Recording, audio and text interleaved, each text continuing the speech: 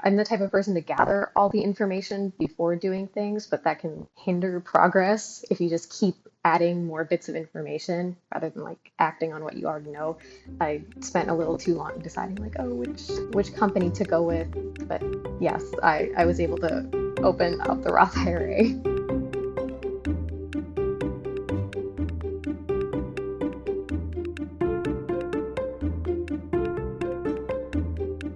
Welcome to the Personal Finance for PhDs podcast, a higher education in personal finance.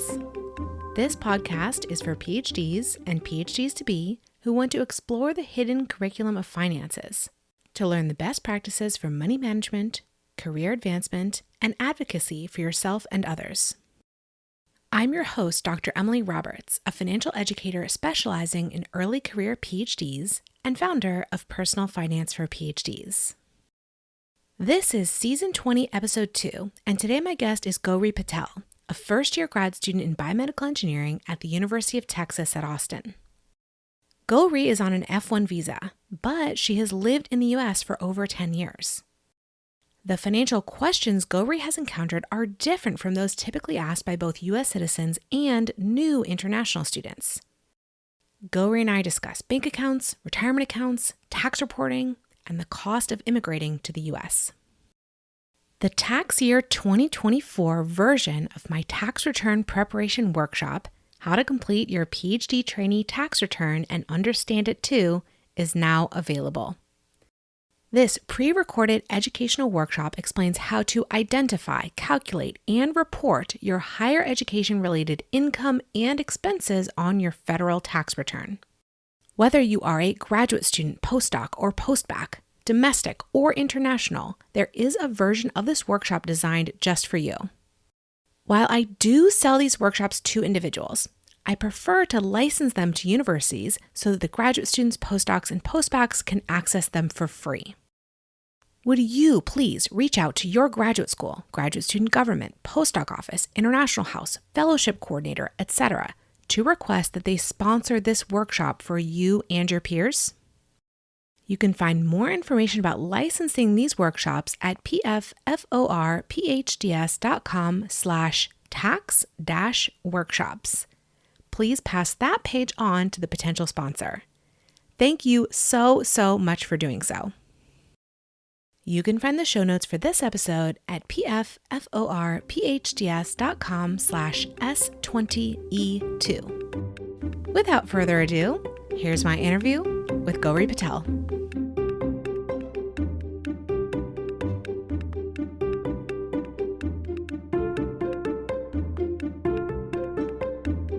I am delighted to have joining me on the podcast today, Gauri Patel, a first-year PhD student in biomedical engineering at UT Austin.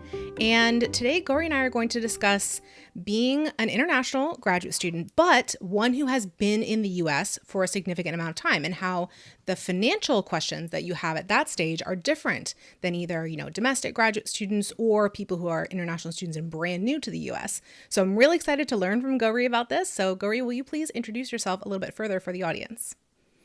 Thank you so much, Dr. Roberts.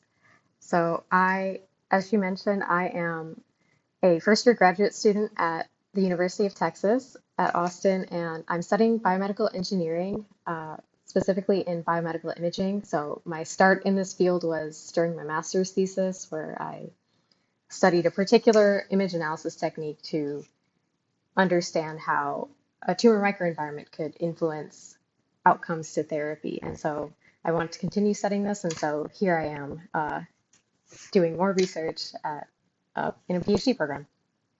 Excellent. Well, let's kind of rewind the clock and take us back to maybe when you first entered the U.S. and tell us about how that happened.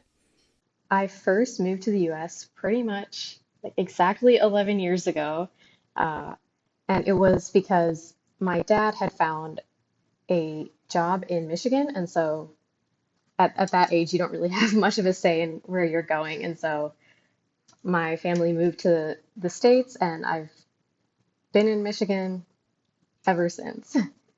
So tell me how that works visa-wise, because I know I'm going to guess your father was on an H-1B, but I don't know how the family aspect of that works. he eventually got to an H-1B. So we moved from Canada to the US. And so Canada, there's a different visa category that my dad could also work under. So he first started on a TN visa, and I was on whatever dependent version of the TN there is. I'm not sure what the name of that is exactly. It was quite a while ago. But then eventually he did get moved over onto an H-1B, after which I was on an H-4 visa, which is a dependent of the H-1B. And I basically stayed on that from middle school through high school and then my first year of my undergrad. Okay. And then from your second year of undergrad, did you start on an F1 visa at that time? I switched to an F1 during my second year of my undergrad, and that was because I wanted an opportunity to do internships or paid research on campus. Uh, so the H4 visa, you require some type of authorization, and that there's a different timeline about when you'd be able to work. It has to go through a different approval process and it's kind of like up in the air when that work authorization would come through. And so if I was on an F1 visa, it would be rather immediate. I would do a year of school, and during that time, I would be permitted to work in a research capacity on campus.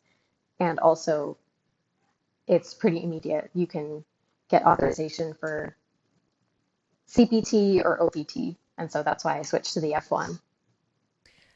That certainly seems like a reasonable reason to you make that switch. I'm wondering, were there any downsides, like anything that you were foregoing or giving up by making that switch? Yeah, for sure. So since my family was on an H1, was under the H1B visa category, there's also the option to apply, have your employer sponsor for a green card. And so that's like the main perk of the H1B visa. It can eventually lead to a green card. However, children, they age out at 21. And so I was like really getting close to that point of aging out. And so the question remained, do we still hang on to this H4 dependent visa and not be able to work in the hopes that before I turned 21, that green card would, go through?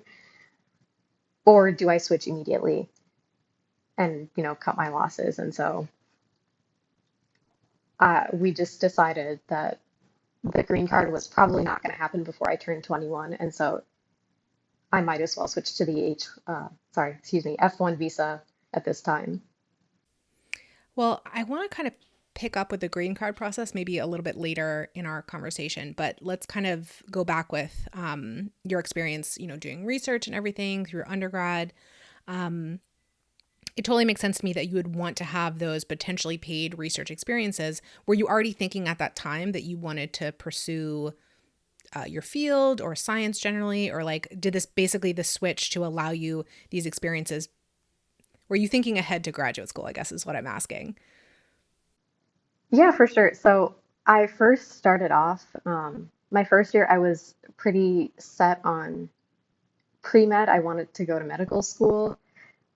And pre-med, the curriculum makes you jump through like a lot of hoops, like, oh, do shadowing and do research hours and all that. And so that's how I got into research in the first place. But I ended up liking it so much that I abandoned the pre-med track. And I'm like, I think the research is just what I'm interested in general. And so the F1 visa definitely helped. It also would have been helpful for pre-med purposes as well to get like clinical hours, maybe, work in some sort of healthcare setting.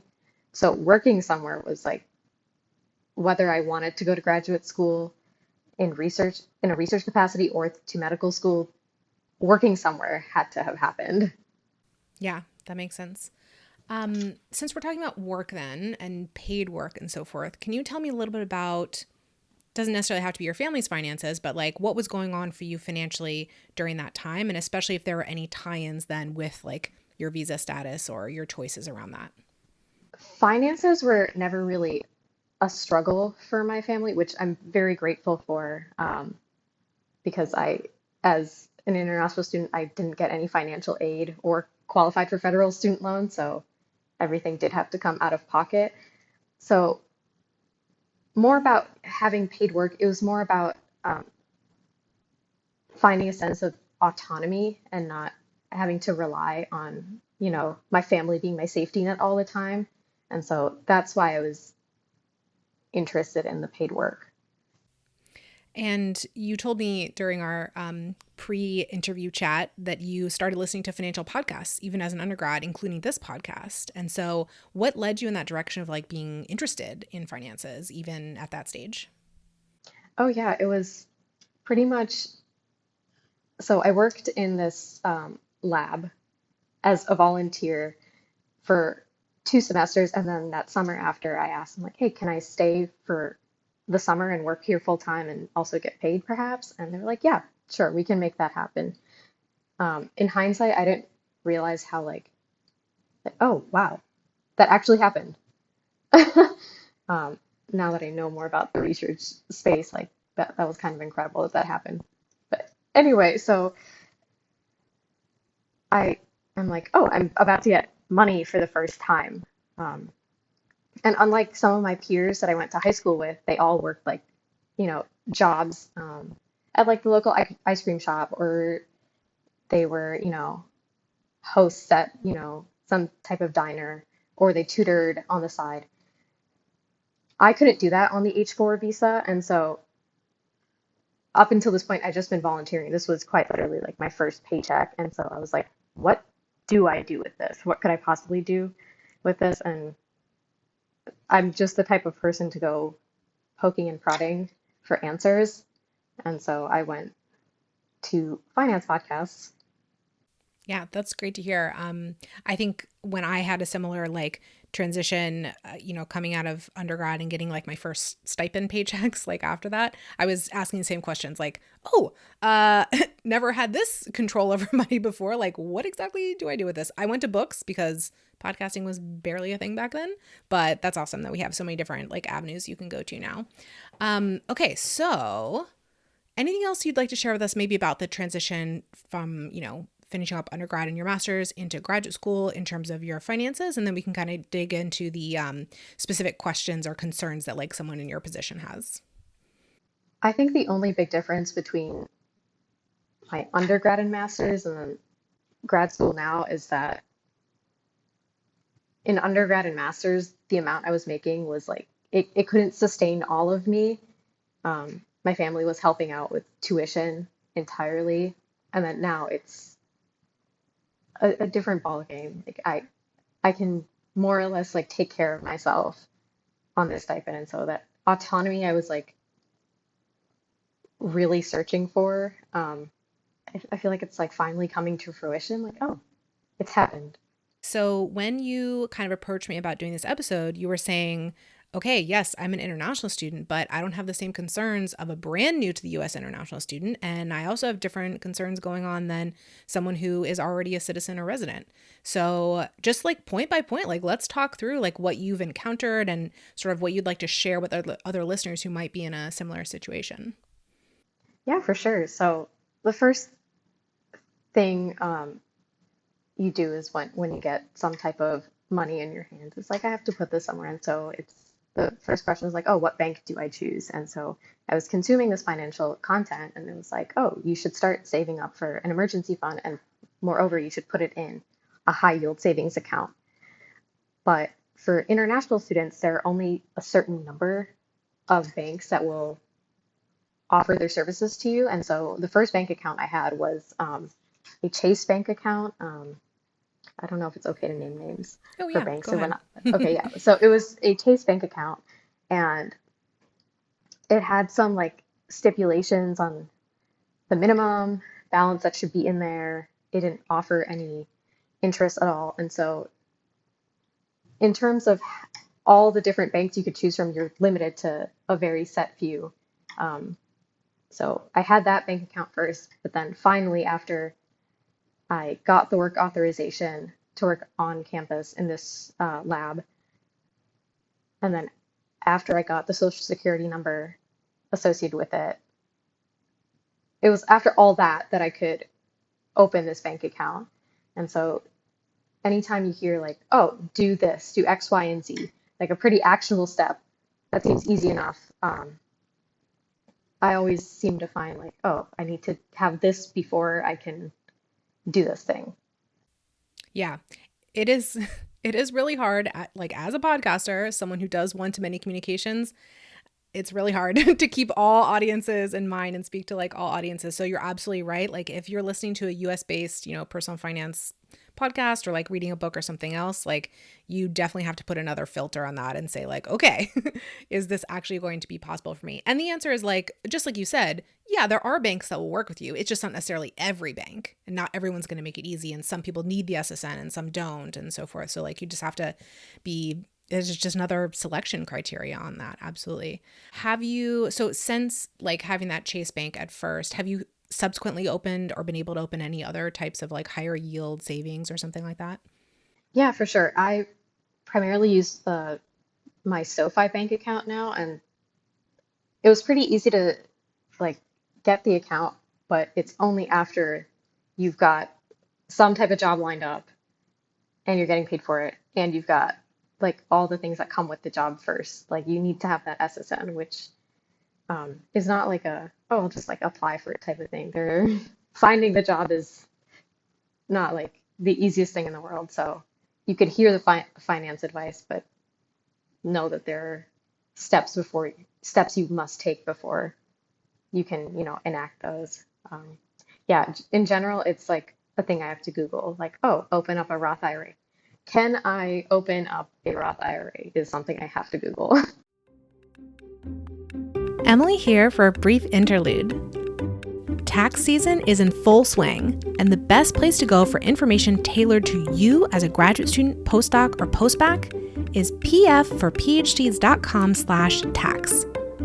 From that page, I have linked to all of my free tax resources, many of which I have updated for this tax year. On that page, you will find podcast episodes, videos, and articles on all kinds of tax topics relevant to PhDs and PhDs to be. There are also opportunities to join the Personal Finance for PhDs mailing list to receive PDF summaries and spreadsheets that you can work with. Again, you can find all of these free resources linked from pfforphds.com/tax. Now back to the interview. Yeah, let's talk about that question. So you heard about Roth IRAs, I'm sure, through all the content that you were consuming. And tell me what year that was when you like first learned about a Roth IRA. I actually learned about a Roth IRA back in high school. And so my high school offered a finance class. And so they tried to teach us about saving for retirement and 401ks and Roth IRAs and whatnot. But I don't think it like fully sunk into our minds yet about how significant those things were. So I heard about a Roth IRA before. I didn't fully grasp its like importance until I started listening to like finance content a few years later. Yeah. So when did you like start Googling that question? When did you feel like, okay, as an imminent step, I would like to open this kind of account and I really need to figure out if I'm able to? When did that happen? I think that was 2 years ago. I was like, I've listened to all this advice. So I'm the type of person to gather all the information before doing things, but that can hinder progress if you just keep adding more bits of information rather than like acting on what you already know. So I knew that I needed the Roth IRA, and I was like, you know what, fine, let's just start Googling. Can I open this, and who's willing to offer this to me? Yeah. And what did you find? I think it was from your podcast, like some interview a while back. And there was like a snippet I remember watching, like, as an international student, you can open a Roth IRA. And I'm like, oh, check, fabulous. Um, Now I spent a little too long deciding, like, oh, which investment bank or like which company to go with. But yes, I was able to open up the Roth IRA. Yeah, that I think you're referring to the interview I did with Hui Chin Chen, who's a CFP. And I think that we recorded that back in like maybe 2018 or 2019. And even by then, I had been getting regularly questions in my like live seminars from international students can I open a Roth IRA? Should I open one? Is it allowed? Is it a good idea? And so I was really, really glad to get an expert on the podcast who could help us with all those questions. But people who are interested should listen to that full episode. But yeah, the general takeaway was like, yep. If you want to invest like while you're an international student or postdoc in the US, go ahead and do it. Now with a Roth IRA specifically, you still need to fulfill the taxable compensation requirement to be able to make those contributions. Did you have to I don't know if you were receiving W-2, employee type income at that time. Maybe it wasn't so much a question for you, or is that taxable compensation question something you also had to investigate? I don't think I investigated it that much because at the time I really wasn't earning all that to put anything into the Roth IRA. So it was just open for a while. And my income definitely wasn't a W-2. It was actually a 1099. But I think from another series of, not another series, but like another episode or couple of episodes of yours, I think you went over the old guidance before 2020 and then after 2020, and it was like, yes, 1099 income can be put into a Roth IRA. And so I was like, oh, great. So I could have done it all along. Not that there was anything left. Yeah, that definitely did change to have fellowship income not reported on a W-2 eligible to be contributed starting in 2020. But you still had that added wrinkle of as an international student, as a non-resident in the US, we've settled the compensation term in taxable compensation, but you also had to know that your income was taxable in the US. And I don't know, would you like to share what is your technical country of residence? It seems so silly to say that because you've been here for so long, but what is your country of residence? I think right now, for tax purposes, it is not the US. I think it switches to the US in a year. I think it's 5 years Yeah. that I can say I'm on my tax. I'm not from here. But after 5 years of saying that, you are from here now, for as far as taxes are concerned. Yes. So I don't know the Canadian US tax treaty intimately, but I'm pretty confident that your income was then taxable in the US, at Yes, least to some yes. extent. So you did have that eligibility. Yep. So yeah, that's great. But like you said, US citizens, residents, and so forth, they have this one bar of questions they have to ask about the Roth IRA. And then there's that further bar that, international non-residents have to ask. So I'm really glad that we kind of reviewed that to point people back to that other resource and get that all out there because it is such an amazing tool. And it's really a shame to miss out on it if you're ready to contribute to one, just because you might have some outstanding questions that, it can take a little bit of time to resolve those. So hopefully we resolved a few for the listeners. Is there anything else that you'd like to add on that Roth IRA question? I think that's about all. Just don't let the tail wag the dog, as they say. So I had the account open, but I wasn't too worried about what could go in there. It all worked out in the end for me, but I think if I got too caught up in the weeds, I don't think the account would have ever been opened or I would have ever put anything in there. Yeah, I totally agree. And it's this area of investing where people that, in my observation, seem to have the most analysis paralysis. Maybe you've heard me say this on podcast before. I've probably told the story, but I made a huge mistake when I first opened my Roth IRA, which is that I didn't actually invest the money that I was putting in. And yet it's really good that I started it and started contributing, even though I made a huge mistake with it. We have a decades long investing journey ahead of us. So it's better just get started even imperfectly than to just wait and not do anything. It's totally okay to make relatively minor mistakes. You can overcome them along the journey. What was your third point that you wanted to bring up? So I figured out the bank account, I figured out the Roth IRA, and then now my question is, I still have some more left to save. Can I open a 403b? Which the answer is yes, but then all of this additional money that I have, it's coming from a fellowship, which according to my university, it'll be reported on a 1042S form, which I've never encountered before. From my searches on Google, I don't see that much guidance for graduate students with this form. It's more about US citizens that have moved abroad that receive this form. And I'm like, I'm not that. I'm very much the opposite. I'm a non-citizen within the US. So the jury is still out. I've emailed like the tax folk at my university regarding like, hey, would you happen to know if this can be put in a 403b or a Roth IRA or like any tax advantaged account? And they're like, sorry, we can't give tax advice. Hi, y'all. This is Emily breaking in during the editing process. Gauri and I talked for a bit here about her 403b and her tax situation, but I wasn't quite asking the right questions, so we ended up exchanging several emails after the interview to sort it out. Here's what we figured out. Gauri has two types of income. She's an employee throughout the year and also receives supplemental fellowship income. Her employee income exceeds $10,000 per year and therefore is not subject to the U.S.-Canada tax treaty, so it is fully taxable and reported on a Form W-2. As a non-resident, her fellowship income is reported on a Form 1042-S with income code 16, and it is also fully taxable.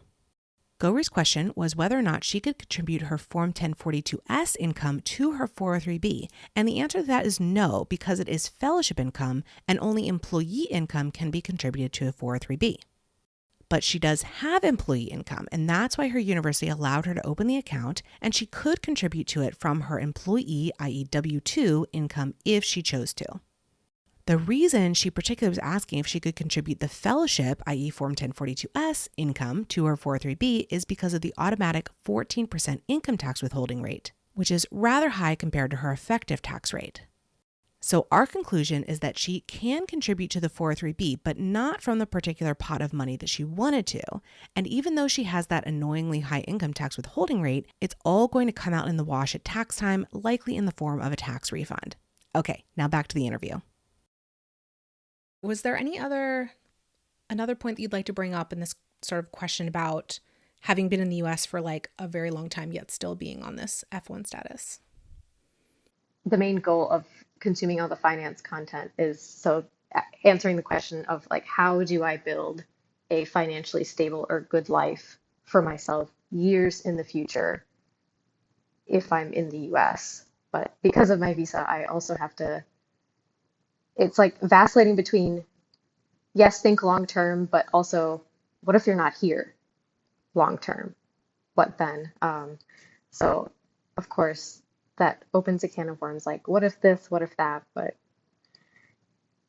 I just have to work with, let's just assume I'm going to be here for some indefinite amount of time.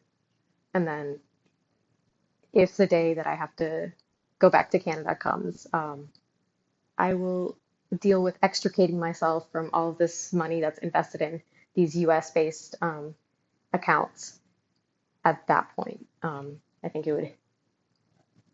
would be like a hindrance if I constantly worried about it right now. Yeah, and I'm really not sure what steps that would be practical to take to, think about this possible future where you would be living in Canada.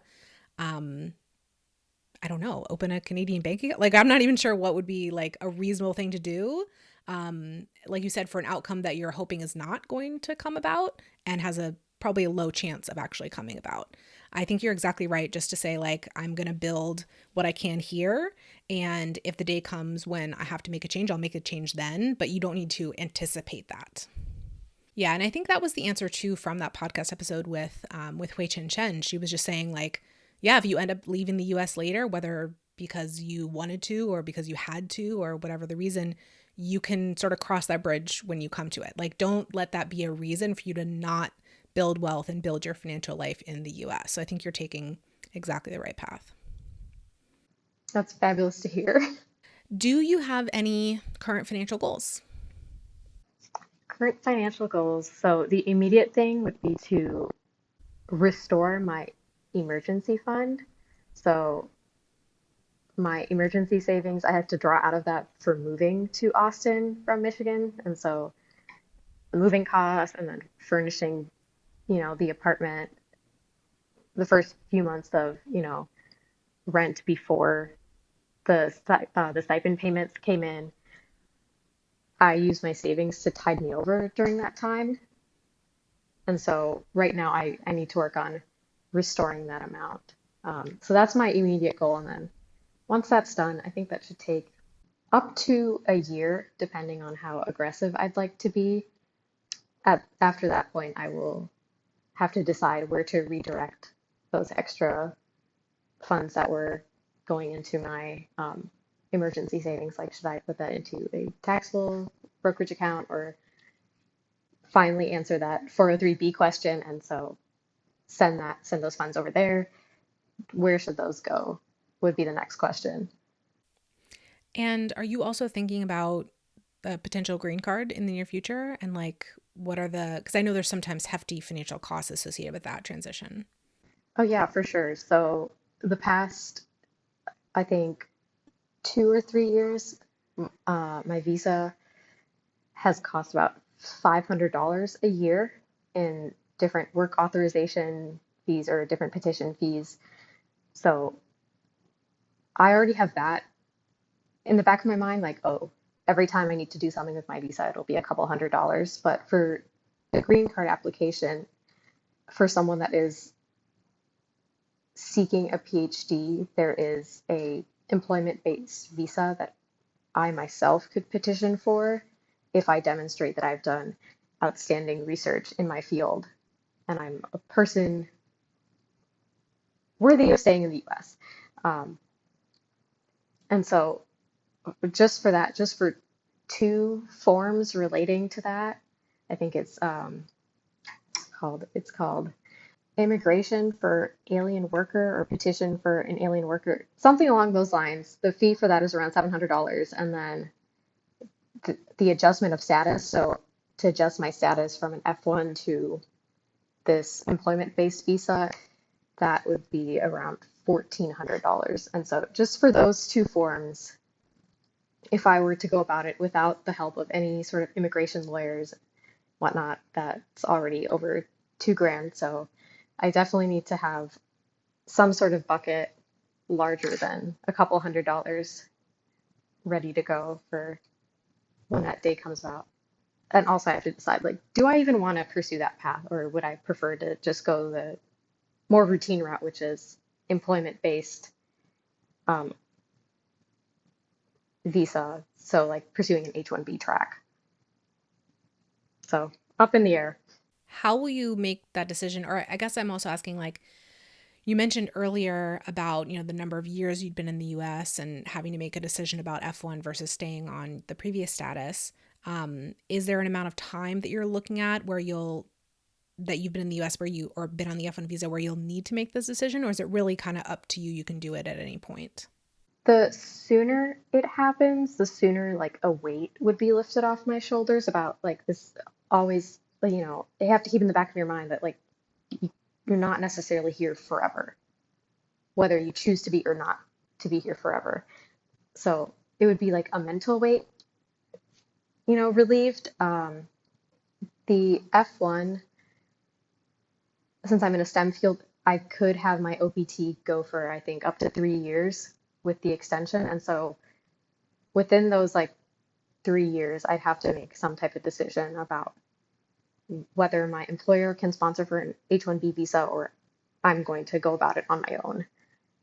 So it's within the next 8 years, I have to come up with an exact plan about what would be the fastest, um, most efficient way to go about this process. Mm-hmm.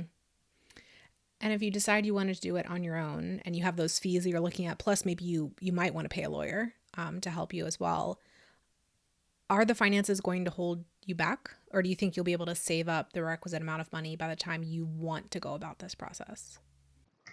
I think I'm well informed enough about how much this is going to cost me, and so I'd be able to plan for that.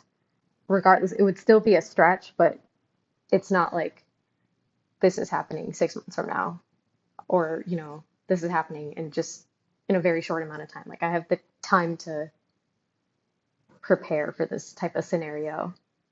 I don't know if this applies for you at all, but something I've seen happen with other international students is that they need to go back to their home country every so often to deal with their visas.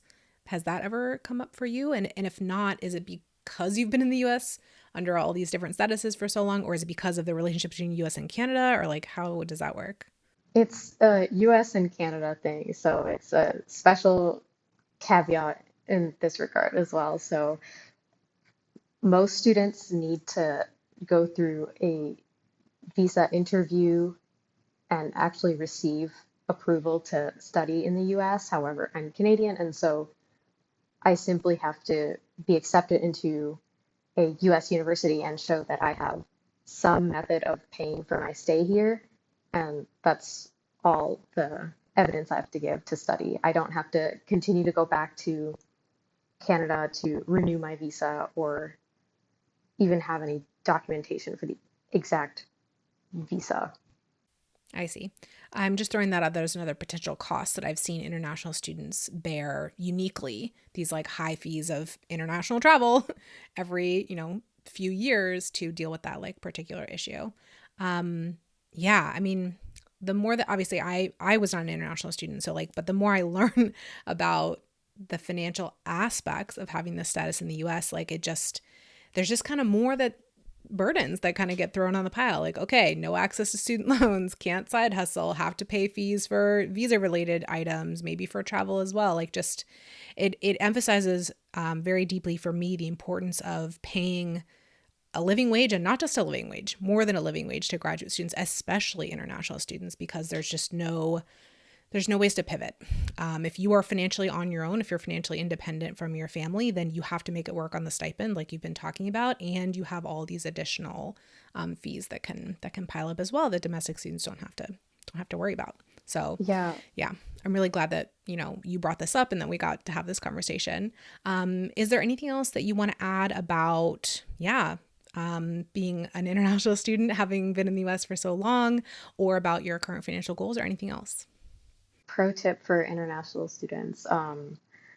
When it comes time to send in your OPT application, do it the day you're allowed to submit that application. So first you need all those signatures or, green lights from your advisor about like, yep, you're ready to graduate and whatnot. That should be done before the 90 days. You have like a 90-day window before your last day of classes to apply for OPT. Have those ready to go. And on that like very first day of the 90 days, apply for OPT then, because I did it right the first year after I graduated from my undergrad, and then the second year I waited a few weeks and my OPT was delayed, I think, over a month. So it's just for processing time. Like you're just saying, like be the first one, like be first in line, Mhm. because if you delay, then these applications are like piling up behind it and just pushes like the time out. Is that right? Yeah, exactly. So when I was first in line, my OPT, like the EAD card, arrived within 3 weeks. And so I had it well in advance of any start date. And the second year around, I was like, oh, it arrived in 3 weeks. I've got You were time. complacent. Yeah. I was, I didn't think I'd be so off base. Um, but yeah, don't, don't do what I did. Yeah. Don't delay. Okay. Well, thank you so much for that tip. And I'd like to end by asking you the question that I ask all of my guests, which is, what is your best financial advice for another early career PhD? And it can be something that we've touched on in the interview already, or it could be something completely new. I've learned that you need two savings buckets at least. So there's the emergency when truly it's an emergency and you have no sources of income whatsoever. And then a second bucket for yearly, like one-off expenses. Like, oh, there's that vacation you've really been wanting to take, or you have to travel for whatever reason. For me, it's like, oh, here's a couple $100s for some visa related thing, or I'm working in a STEM field. But I think all grad students in this day and age need a laptop or some type of technology of some sort, and that's pretty costly as well. And so your phone falls apart or your laptop needs to be replaced or you got to go to a conference or whatnot. Um, there has to be like a separate bucket aside from the emergency savings, and that having that separate bucket relieves like a lot of stress, at least for me. Yeah, this is like a major component of my teaching, I would say, that's different from, like you mentioned, listening to like Financial Feminists, for example, Tori Dunlap's podcast, Her First 100K. What I see in like the more general personal finance space is people talking to other people who have higher incomes, moderate to high incomes, which is just not the case for graduate students. And so things like having to pay for a plane ticket, well, if your income's high enough and you're doing a great job with your personal finances, keeping your rent low and all that stuff, like that's not going to be an issue for you. But it's an issue for almost all graduate students to pay for those types of expenses. So like that is definitely an area that I have of much greater emphasis than other like personal finance teachers do, because I totally agree with you. It takes so much stress off to have planned and prepared for those expenses in advance so that you're not having to, I don't know, like go to the food bank and like not, put gas in your car and like all the stuff that you would have to do on the short-term basis to sacrifice to come up with money that you really needed if you didn't have that savings. So I love that tip. Thank you so much for sharing that. And it was wonderful to talk to you, and thank you so much for teaching me and, asking the questions and, sharing the conclusions that you've come to along the way. And I wish you all the best in getting your, status in the US secured in the way that you would like it in the near future. Thank you so much. It was great talking to you.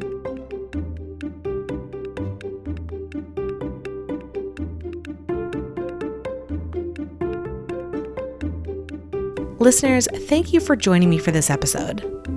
I have a gift for you. You know that final question I ask of all my guests regarding their best financial advice? My team has collected short summaries of all the answers ever given on the podcast into a document that is updated with each new episode release.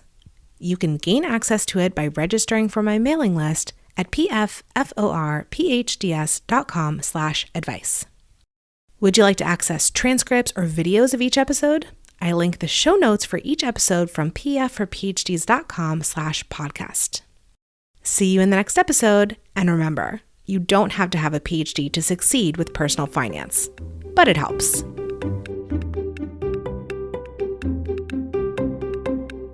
Nothing you hear on this podcast should be taken as financial, tax, or legal advice for any individual.